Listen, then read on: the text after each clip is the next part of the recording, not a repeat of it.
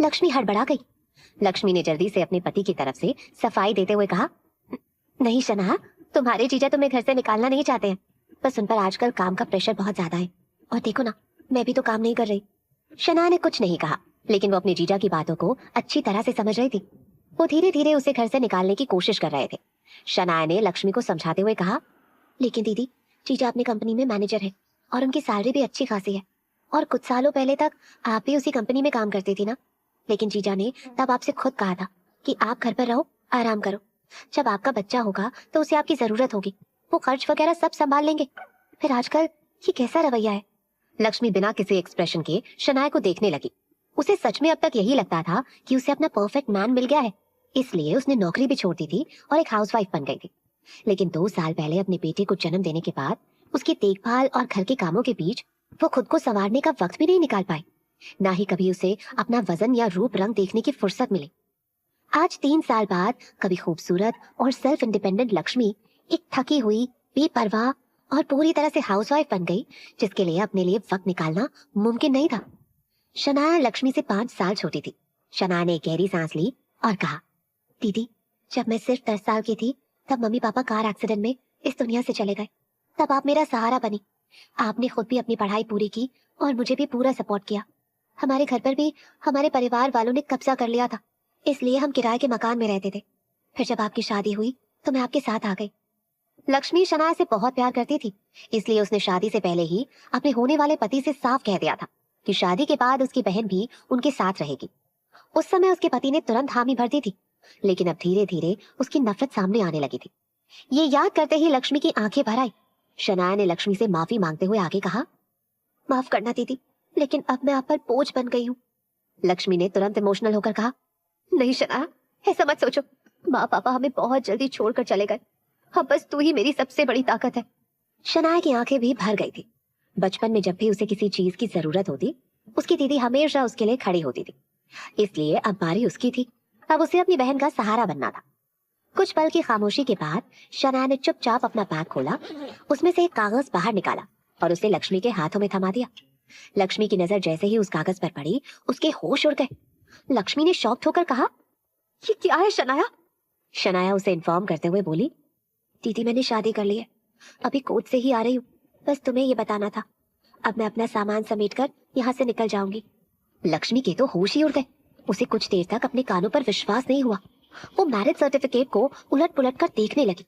फिर उसकी आवाज एकदम तीखी हो गई। लक्ष्मी ने डिसबिलीव के साथ सवाल किया, तुमने शादी कर ली? लक्ष्मी बस शॉक्ड होकर शनाया को देख रही थी। वो कभी मैरिज सर्टिफिकेट को देखती तो कभी शनाया को। कागज पर उसकी बहन का नाम किसी अनजान आदमी के नाम के साथ लिखा था। साथ में एक फोटो भी थी, जिससे साफ पता चल रहा था कि ये शादी आज ही हुई थी। लक्ष्मी ने हैरानी से पूछा, शनाया, ये सब क्या है? मुझे तो लगा था कि तुम्हारा कोई बॉयफ्रेंड नहीं है। फिर फोटो में जो आदमी था वो देखने में हैंडसम था, लेकिन उसकी तीखी आंखें और चेहरे के सख्त एक्सप्रेशंस बता रहे थे कि उसके साथ जिंदगी बिताना आसान नहीं होने वाला था। यहाँ आने से पहले ही शनाया ने रास्ते में पूरा बहाना सोच लिया था।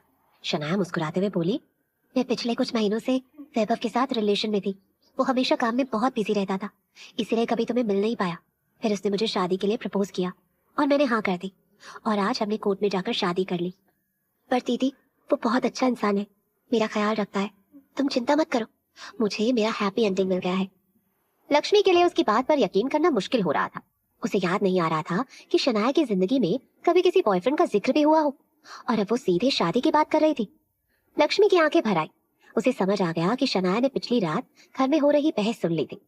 उसने नम आंखों से इमोशनल होकर कहा, शनाया, मैंने तेरे जीजा से साफ कहा था कि तू घर का राशन लाती है, किराया भी देती है, तू यहाँ से कहीं नहीं जाएगी। फिर तुझे ये सब करने की क्या जरूरत थी? मुझसे बात तो कर लेती। लक्ष्मी को अंदाजा हो रहा था कि शनाया उस लड़के को ज्यादा समय से नहीं जानती थी। अगर जानती होती तो अब तक उसे बता चुकी होती। मतलब साफ था कि ये शादी अचानक हुई थी।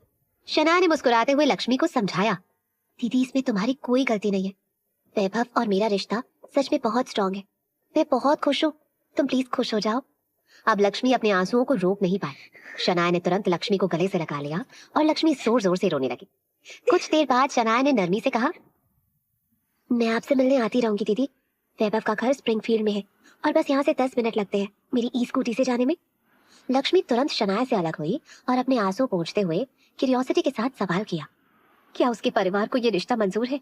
क्या वो इस शादी में आए थे? अब जब शनाया की शादी हो गई थी तो लक्ष्मी के सामने उसके रिश्ते को एक्सेप्ट करने के अलावा और कोई ऑप्शन नहीं था। इसलिए अब उसे शनाया के हस्बैंड के बारे में जानना था। वहीं लक्ष्मी का सवाल सुनकर शनाया हड़बड़ा गई। उसे खुद राणा परिवार के बारे में ज्यादा कुछ पता नहीं था। वो कुछ महीने पहले से माया जी को जानती थी, लेकिन उसने उनसे कभी भी ज्यादा सवाल नहीं किए थे। वो बस उनकी बात सुनती रहती थी। उसे इतना ही पता था कि वैभव अपने भाइयों में सबसे बड़ा था और उसके छोटे भाई और कुछ कजिन्स भी थे। वैभव दिल्ली की एक नामी कंपनी में काम करता था। उसका खुद का घर और गाड़ी थी। वैभव के बारे में शनाया को जितनी जानकारी थी, शनाया ने सब लक्ष्मी को बता दी। जब लक्ष्मी को पता चला कि वैभव के घर पर कोई लोन नहीं था तो उसने कुछ सोचते हुए पूछा, शनाया, क्या तुम उससे कह सकती हो कि वो अपने घर के कागजों में तुम्हारा नाम भी जुड़वा दे? अगर फ्यूचर में सिचुएशन खराब हुई तो कम से कम तुम्हारे पास कुछ तो होगा। देख रही हो ना मेरी हालत। शनाया ने मुस्कुराते हुए कहा, दीदी, ये उसकी शादी से पहले की प्रॉपर्टी है। जब मैंने उस प्रॉपर्टी में अपना एक पैसा नहीं लगाया तो उसमें अपना नाम जुड़वाने की बात करना ठीक नहीं होगा। खैर, हम इस बात को यहीं खत्म करते हैं और मैं अब निकलती हूँ। ये कहते ही शनाया वहां से निकलने लगी। तभी लक्ष्मी ने उसे आवाज लगाकर कहा, रुको शनाया, मैं तुम्हें स्प्रिंगफील्ड छोड़ने आती हूँ। अभी लक्ष्मी अपनी बात खत्म भी नहीं कर पाई थी, उसके पहले ही कमरे में सोनू के रोने की आवाज उनके कानों में पड़ी, जिसे सुनकर शनाया ने उसे समझाते हुए कहा, तुम सोनू को संभालो, यहाँ मेरा ज्यादा सामान नहीं है, मैं सामान खुद ही ले जाऊंगी। लक्ष्मी का शनाया को अभी जाने देने का मन तो बिल्कुल नहीं था, लेकिन वो बेबस महसूस कर रही थी। उसे लंच भी बनाना था, क्योंकि कभी कभी उसका पति लंच के लिए घर भी आ जाता था और अगर खाना तैयार नहीं होता तो वो लक्ष्मी को कड़वी बातें सुनाता था।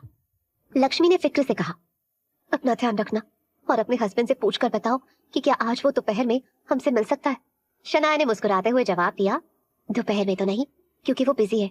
हो सकता है उन्हें तुमसे मिलाने में कुछ वक्त लग जाए, मैं उनसे पूछकर बताती हूँ। शनाया ने झूठ कहा था। वो वैभव के बारे में ज्यादा कुछ नहीं जानती थी। उसे बस इतना पता था कि वैभव की जिंदगी बस काम के इर्द गिर्द घूमती थी। लक्ष्मी ने हैरानी से कहा, जिस दिन उसकी शादी हुई है उसे उसी दिन काम है।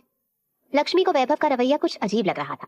शनाया ने तुरंत उसे समझाते हुए कहा, दीदी, हमने अभी सिर्फ शादी का सर्टिफिकेट बनवाया है, पूरी शादी नहीं की है। वो अभी बस पैसे कमाने पर फोकस कर रहा है ताकि आगे जब खर्चे बढ़ेंगे तो हम सब संभाल पाए।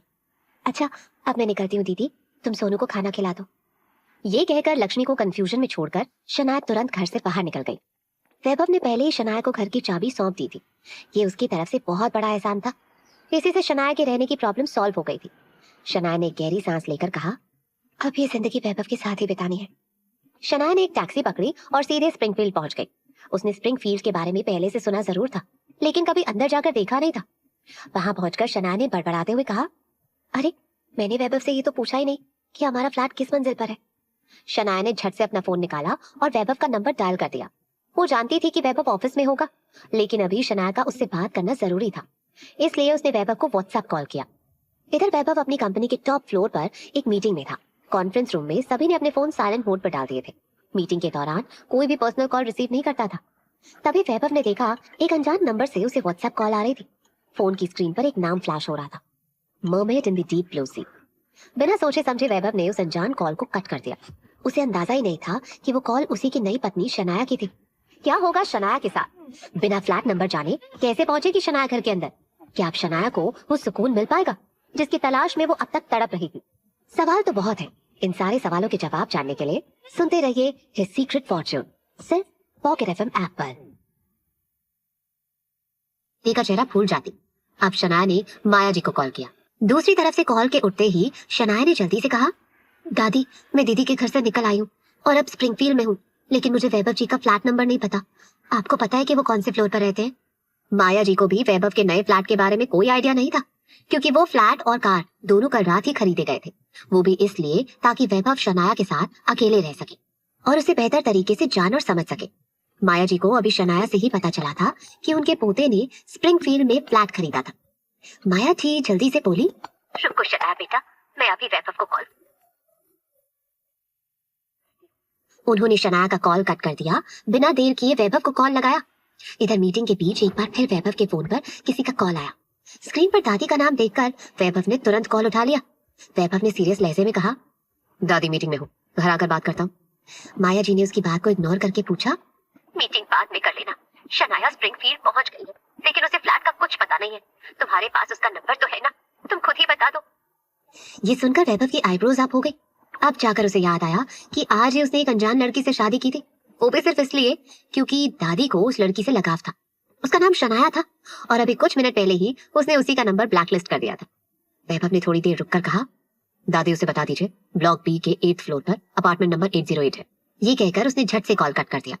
अब वैभव ने अपना व्हाट्सएप ऑन किया, शनाया का नंबर सेव किया और एक फॉर्मल मैसेज भेजा, माय बैड, मुझे याद नहीं था कि आप कौन है।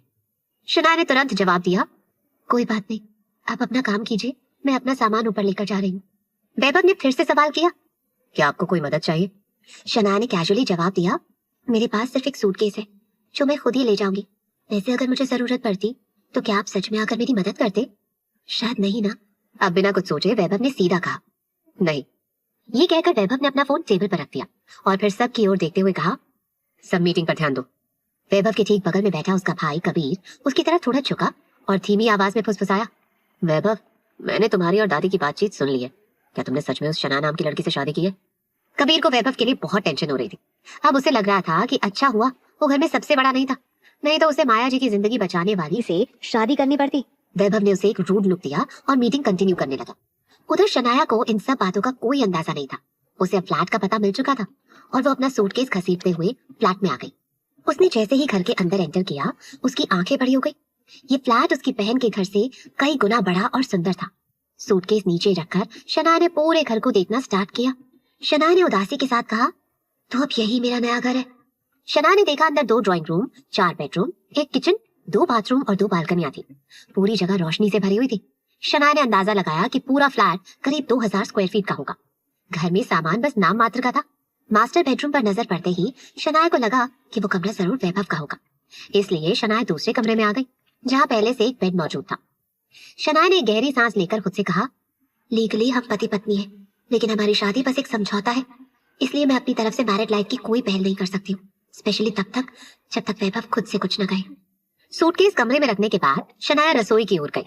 रसोई में कोई बर्तन नहीं था, मतलब साफ था कि वैभव शायद ही कभी घर पर खाना खाता होगा। शनाया ने सबसे पहले ऑनलाइन कुछ किचन टूल्स ऑर्डर कर दिए। तभी शनाया ने घड़ी देखी। उसने याद करते हुए खुद से कहा, अरे अब मुझे दुकान लौटना चाहिए। शनाया ने अपनी स्कूटी की चाबी उठाई, फोन पकड़ा और घर से बाहर आ गई। वो सीधे दुकान पहुंची। स्कूल की छुट्टी के बाद का भीड़ भाड़ वाला समय शुरू हो चुका था। शनाया ने जैसे ही दुकान में एंटर किया, उसकी सबसे अच्छी दोस्त जैस्मीन जो दुकान में बैठी हुई थी, उसने फिक्रमंद लहजे में पूछा, शनाया, सुबह से तुम कहाँ गायब हो? सब ठीक है ना? शनाया ने आराम से लेकिन थके हुए लहजे में कहा, मेरी वजह से दीदी और जीजा जी के बीच हर दिन झगड़ा हो रहा था, इसीलिए मैंने आज एक फैसला लिया और उस घर से निकल आई। जैस्मिन ने एक लंबी सांस ली। वो जानती थी कि लक्ष्मी का पति कुछ खास अच्छा नहीं था। जैस्मिन ने गुस्से में कहा, मर्द पहले तो बड़े बड़े वादे करते हैं, कहते हैं कि वो औरत का ख्याल रखेंगे, लेकिन असल में वही अपनी औरत को सबसे ज्यादा ताने मारते हैं और कमियां निकालते हैं। यही हो रहा है तेरी बहन के साथ। मुझे लगता है तुम्हारी दीदी को कोई नौकरी करनी चाहिए, औरतों को हमेशा फाइनेंशियली स्ट्रांग और इंडिपेंडेंट रहना चाहिए, तभी घर में उनकी बात मानी जाती है। ये कहते हुए जैस्मिन का चेहरा अचानक बदल गया। उसने शनाया को घूरते हुए कहा, मगर तुम्हारी दीदी ने तुम्हें अकेले जाने कैसे दिया? शनाया ने हिचकिचाते और धीमे लहजे में कहा, वो एक्चुअली मैंने शादी कर ली है। जैस्मिन की आंखें हैरानी से फैल गई। उसने हड़बड़ाते हुए सवाल किया, व्हाट? तुमने शादी कर ली? कब? कहाँ? कैसे? तुम्हारा तो कोई बॉयफ्रेंड भी नहीं था, तुमने किससे शादी की? जैस्मिन की आवाज एकदम ऊंची हो गई थी। अब पूरी बात बताने के अलावा शनाया के पास कोई ऑप्शन नहीं था। कुछ देर तक जैस्मिन उसे घूरती रही, फिर उसके सिर पर मारते हुए बोली, मुझे समझ नहीं आ रहा किसी अजनबी से शादी करने की तुम्हें हिम्मत कैसे मिली? जैस्मिन ने अपने लहजे में थोड़ी नरमी लाते हुए कहा, अगर तुम्हें रहने की जगह नहीं मिल रही थी तो तुम मेरे पास आ सकती थी। मेरे घर में एक एक्स्ट्रा कमरा है और अगर शादी करनी थी तो मेरे कजिन से कर लेती। शनाया मुस्कुराते हुए बोली, तुम्हारे कजिन की क्या जरूरत है मुझे? उसकी तो पहले से ही एक गर्लफ्रेंड है और वैसे भी अब देर हो चुकी है, सारे कागजात पर साइन हो चुके हैं, तो प्लीज ये शादी कैसे हुई ये बात बस हमारे बीच ही रहे। अब जैस्मिन ने मजाकिया अंदाज में मुस्कुराते हुए कहा, तूने तो वही फिल्मी स्टाइल अपनाया जैसे रोमांस ड्रामे और नॉवेल्स में होता है, जहाँ लड़की बिना कुछ जाने किसी अरब पति से शादी कर लेती है। वैसे तेरा पति रहता कहाँ है? शनाया ने बिना रुके जल्दी से कहा, स्प्रिंगफील्ड में। जैस्मिन ने कुछ सोचते हुए कहा, ये तो अच्छी लोकेशन है, हमारी दुकान से भी पास है। अच्छा बताओ तुम्हारा पति करता क्या है? अब उसने दिल्ली में घर ले रखा है और वो भी स्प्रिंगफील्ड जैसे अच्छे इलाके में, तो जरूर उसकी अच्छी इनकम होगी। उसे लोन वगैरह में कोई मदद चाहिए? जैस्मिन ने कुछ सोचकर आगे सजेस्ट करते हुए कहा, अच्छा देख शनाया, अगर वो चाहता है कि घर के खर्चे में तुम भी कुछ कंट्रीब्यूट करो तो पहले उसकी प्रॉपर्टी में अपना नाम जुड़वा लेना। देखो मैं उसका बुरा नहीं चाहती, लेकिन अगर कल को कुछ गड़बड़ हो गई तो तुम्हें कुछ नहीं मिलेगा, क्योंकि ये उसकी शादी से पहले की प्रॉपर्टी है। शनाया ने इनकार करते हुए कहा, तू तो दीदी जैसी बातें कर रही है। मैंने इस घर में 1 रुपया भी नहीं लगाया, तो फिर प्रॉपर्टी में नाम जुड़वाना मुझे सही नहीं लगता। ये कहते हुए शनाया को अपनी बहन लक्ष्मी की हालत याद आ गई। उसके जीजा ने भी शादी से पहले घर खरीदा था, लोन भी वही भर रहे थे, मगर घर की मरम्मत और सजावट लक्ष्मी के पैसों से हुई थी और फिर भी उसका नाम नहीं जोड़ा गया था। ये सोचते हुए शनाया को अपनी बहन की चिंता होने लगी। शनाया मन में बोली, मुझे इस बारे में दीदी से बात करनी होगी। क्या शनाया लक्ष्मी और जास्मिन की बात मानकर वैभव से प्रॉपर्टी में अपना नाम जुड़वाने की बात करेगी? क्या शनाया की शादी के बाद अब लक्ष्मी की टेंशन सच में कम हो जाएगी? सवाल तो बहुत है। इन सारे सवालों के जवाब जानने के लिए सुनते रहिए हिज सीक्रेट फॉर्च्यून, सिर्फ पॉकेट एफएम ऐप में। लक्ष्मी की फिक्र करते हुए कब दिन बीत गया शनाया को पता ही नहीं चला। रात के 11 बजे शनाया ने दुकान बंद की और अपनी स्कूटी से घर आ गई। 20 मिनट में वो अपनी बहन के घर के नीचे पहुंच गई, लेकिन स्कूटी पार्क करते ही उसे एहसास हुआ कि अब ये उसका घर नहीं था। शनाया ने ऊपर देखा जहाँ लक्ष्मी और सोनू रहते थे। घर की लाइट्स बंद थी। अचानक ही शनाया का चेहरा उतर गया। उसने फिर से अपनी स्कूटी स्टार्ट की और अपने नए घर की तरफ निकल पड़ी। आधी रात को वो अपने घर में घुसी। उस वीरान घर में आकर उसने अपने सूटकेस से अपना कुर्ता और पजामा निकाला, गर्म पानी से नहाई और थकान में डूबकर गहरी नींद में चली गई। इस समय दिल्ली में वैभव राणा अपने एक 5 स्टार होटल राणा इंटरनेशनल से बाहर निकला। उसके चारों ओर बॉडीगार्ड्स चल रहे थे। बाहर आकर उसने अपनी सेक्रेटरी को समझाते हुए कहा, ये डील फाइनल तो हो चुकी है, लेकिन उनकी खातिरदारी में कोई कमी नहीं होनी चाहिए। तभी उसके फोन पर उसकी दादी का मैसेज आया, तू शनाया के पास पहुंच गया है ना? ये पढ़ते ही वैभव की आईब्रोज अप हो गई। पूरे दिन में वो ये भूल ही गया था कि आज उसकी शादी हुई थी। वो तेजी से अपनी गाड़ी में बैठ गया। ड्राइवर ने रियर व्यू मिरर में उसे देखकर पूछा, सर एस्टेट जाना है या हिलटॉप विला? राणा खानदान का पुश्तैनी घर एस्टेट था और हिलटॉप विला वैभव की पर्सनल प्रॉपर्टी थी। अक्सर वो अपने विला में ही रहता था और कभी कभी बड़ों से मिलने एस्टेट जाता था। अब दोनों ऑप्शंस को नकारते हुए वैभव ने कहा, स्प्रिंगफील्ड। कुछ सोचकर वैभव ने उसे ऑर्डर देते हुए आगे कहा, मेरी नई कार भी यहाँ पहुंचा देना। वैभव ये सब जानबूझकर कर रहा था ताकि शनाया के सामने उसकी असली पहचान ना पाए। तभी उसने बड़बड़ाते हुए खुद से पूछा, एक सेकंड, मेरी वाइफ का नाम क्या है? वैभव ने जल्दी से अपनी दादी का मैसेज देखने के लिए अपना फोन उठाया। तभी आगे बैठे बॉडीगार्ड ने पोलाइटली जवाब दिया, सर उनका नाम शनाया शाह है, उम्र 25 साल है। वैभव की मेमोरी शार्प थी, लेकिन जिन लोगों में उसे इंटरेस्ट ना हो उन्हें वो याद भी नहीं रखता था, खास तौर से लड़कियों को। वैभव ने बिना किसी भाव के जवाब दिया, ठीक है। वैभव के लहजे से साफ था कि उसे शनाया का नाम याद रखने में कोई दिलचस्पी नहीं थी। वैभव ने आराम से सीट पर सिर टिका लिया और अपनी आंखें बंद कर ली। होटल से स्प्रिंगफील्ड की दूरी बस 10 मिनट की थी। जैसे ही लग्जरी कारों का काफिला गेट पर रुका, वैभव अपनी नई गाड़ी में बैठकर आगे बढ़ा। भले ही अपनी पत्नी का नाम उसे याद नहीं था, लेकिन जिस प्रॉपर्टी को उसने खुद खरीदा था उसे भूलना उसके लिए पॉसिबल नहीं था। जल्दी ही वो अपने घर के दरवाजे पर पहुंचा। तभी उसकी नजर एक जोड़ी चप्पल पर पड़ी जो उसी की थी। वैभव ने बड़बड़ाते हुए कहा, ये चप्पल बाहर क्यों है? वैभव की मसल्स तन गई। पहले तो उसके मन में शनाया को लेकर थोड़ी हमदर्दी थी, क्योंकि उसने दादी की जान बचाई थी। लेकिन जिस तरह से दादी लगातार शनाया की तारीफ कर रही थी और शनाया से शादी के लिए वैभव पर जोर डाल रही थी, तो वैभव को अब शनाया पर शक होने लगा था। अब उसे लगने लगा था कि शनाया एक शातिर लड़की है। वैभव ने गुस्से में कहा, मैंने अपनी दादी की जिद में आकर शादी तो कर ली है, लेकिन मैं उसे अपनी पहचान तब तक नहीं बताऊंगा जब तक उसका असली चेहरा अपने सामने न ले आऊं। अगर वो धोखेबाज निकली तो फिर वैभव राणा से भिड़ने वालों का अंजाम वो खुद देखेगी। वैभव ने घर की चाबी निकालकर ताला खोलने की कोशिश की, लेकिन ताला नहीं खुला। वैभव को अचानक बहुत तेज गुस्सा आने लगा, क्योंकि वो अपने ही घर के अंदर नहीं जा पा रहा था। घर अंदर से बंद था। वैभव राणा ने अपना फोन बाहर निकाला और शनाया को कॉल करने लगा। आज दिन में हुए इंसिडेंट के बाद वैभव ने शनाया का नंबर वाइफ के नाम से सेव कर लिया था, ताकि उसे याद रहे कि शनाया नाम की लड़की उसकी वाइफ है। वैभव के 2 बार कॉल करने के बाद भी शनाया ने उसका कोई जवाब नहीं दिया। अब अपनी आंखों में गुस्से की आग लिए वैभव ने अपना एक पैर उठाया और जोर से दरवाजे पर मार दिया। उधर दरवाजा पीटने की आवाज से अचानक ही शनाया की नींद टूट गई। शनाया नींद में अपनी आंखें मलते हुए बोली, अब ये कौन है जो आधी रात को दरवाजा पीट रहा है? क्या है यार, लोग रात को भी सोने नहीं देते। शनाया को हर सुबह जल्दी उठना पड़ता था, इसीलिए रात की नींद में डिस्टर्बेंस होने से वो झल्ला उठी। वो अपना कंबल फेंककर पजामे में ही बाहर निकल आई। उसका फोन साइलेंट पर था, इसीलिए उसे नहीं पता था कि वैभव का कॉल आया था। दरवाजे की ओर बढ़ते हुए वो गुस्से में चिल्लाई, कौन है? सोते समय दरवाजा पीटने की जरूरत क्या थी? अब जैसे ही उसने घर का मेन दरवाजा खोला और सामने खड़े आदमी को देखा तो उसका गुस्सा एकदम गायब हो गया। वो कुछ पल तक वैभव राणा के चेहरे को देखती रही, फिर अचानक मुस्कुराकर बोली, अरे मिस्टर राणा, आप यहाँ? वैभव पहले ही गुस्से में था, क्योंकि शनाया ने उसका कॉल नहीं उठाया था। अब उसने शनाया को नजरअंदाज किया और बिना कुछ कहे अपने चेहरे पर कड़वाहट लिए घर के अंदर चला गया। शनाया ने अपने सिर पर हाथ मार लिया और बड़बड़ाते हुए बोली, ये होता है ना बिना जाने पहचाने शादी करने का असर। शनाया ने बाहर झांक कर देखा।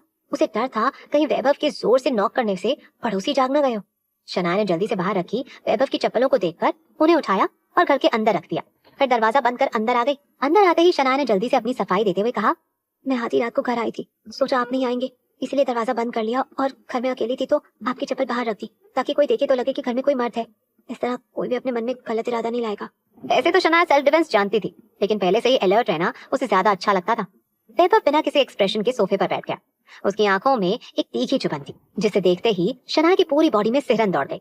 शनाया ने उसकी चप्पलें उसके पैरों के पास रख दी और माफी मांगते हुए बोली, माफ कीजिएगा मिस्टर राणा, अगर आपको बुरा लगा हो तो मुझे पहले ही कॉल करके पूछ लेना चाहिए था कि आप आ रहे हैं या नहीं। वैभव सीरियस लहजे में बोला, मुझे इतनी इंपॉर्टेंस मत दो, लेकिन ये मेरा घर है, तुमने दरवाजा बंद करके मुझे बाहर कर दिया, बस ये मुझे पसंद नहीं आया। शनाया ने माफी मांगते हुए कहा, माफ कीजिए मिस्टर राणा, अगली बार मैं पहले कॉल कर लूंगी। अगर आपने कहा कि आप नहीं आ रहे हैं तभी दरवाजा बंद करूंगी। अब बिना देरी के वैभव ने जवाब दिया, अगर मैं बिजनेस ट्रिप पर रहूंगा तो तुम्हें बता दूंगा, वरना मैं हर दिन घर आऊंगा तो मुझे कॉल मत करना, मैं बिजी रहता हूँ, मेरे पास तुम्हारे अननेसेसरी कॉल्स पिक करने का टाइम नहीं है। शनाया ने हाँ में अपना सर हिला दिया। उसे पता था कि वैभव इस घर का बॉस था, अब जो वो कहे वही इस घर का नियम होने वाला था। शनाया ने हिचकिचाहट के साथ पूछा, मिस्टर राणा क्या आप अभी कुछ खाएंगे? वैभव ने बेरुखी से कहा, मुझे रात को खाने की आदत नहीं है, उससे फैट बढ़ता है। वैभव अपनी फिटनेस को लेकर हमेशा अलर्ट रहता था। उसने कभी खुद की डाइट से कॉम्प्रोमाइज नहीं किया था और ना ही खुद को मोटा होने दिया था, क्योंकि उसे पता था कि एक बार वजन बढ़ गया तो वजन कम करना बहुत मुश्किल होता है। वहीं वैभव की बात सुनकर शनाया ने मुस्कुराते हुए कहा, आप तो पहले से ही काफी फिट है। अच्छा कोई बात नहीं, तो क्या मैं सोने चली जाऊं? वैभव ने सीधे जवाब दिया, हाँ जाओ। शनाया ने मुस्कुराकर गुड नाइट कहा और जाने लगी। तभी वैभव ने अचानक उसे पुकारा, रुको शनाया। शनाया के कदम अपनी जगह पर रुक गए। उसने पीछे मुड़कर कहा, जी। वैभव ने उसकी ओर देखा और सीरियस होकर बोला, अगली बार अपने कपड़ों का ख्याल रखना। ये कहते हुए वैभव की नजर शनाया के कपड़ों पर गई। शनाया ने कंफ्यूजन में खुद को देखा तो उसे एहसास हुआ कि उसने अंडरगारमेंट्स नहीं पहना था और वैभव उससे इस बात का ख्याल रखने के लिए कह रहा था। वो दोनों पति पत्नी थे, लेकिन अगर कोई और शनाया को इस हालत में देख लेता तो? ये सोचकर ही वैभव का चेहरा लाल होने लगा। वहीं वैभव का इशारा समझकर शनाया हड़बड़ा गई। उसका चेहरा एकदम लाल हो गया। शर्म से भागती हुई वो कमरे में गई और जोर से दरवाजा बंद कर लिया। बाहर बैठा वैभव उसकी इस हरकत से हैरान था। इससे पहले कि वैभव खुद भी अपनी बात पर अनकंफर्टेबल फील करता, शनाया खुद ही शर्मिंदा हो गई थी। थोड़ी देर तक सोफे पर बैठकर इस बारे में सोचने के बाद वैभव अपने मास्टर बेडरूम की ओर बढ़ा। उसने ये फर्निश्ड फ्लैट कल रात ही खरीदा था, जो तुरंत रहने लायक था, लेकिन उसका कमरा अभी भी पूरी तरह से अरेंज नहीं किया गया था। अंदर आकर ये देखकर उसे अच्छा लगा कि शनाया ने उसके साथ सोने की जिद नहीं की थी। वैभव बड़बड़ाते हुए बोला, थैंक गॉड इस लड़की ने शादी के बाद वाइफ वाली हरकतें शुरू नहीं की। क्या सच में शनाया को इस शादी से कोई एक्सपेक्टेशंस नहीं होने वाली थी, या ये वैभव की सबसे बड़ी गलतफहमी थी? सवाल तो बहुत है। इन सारे सवालों के जवाब जानने के लिए सुनते रहिए हिज सीक्रेट फॉर्च्यून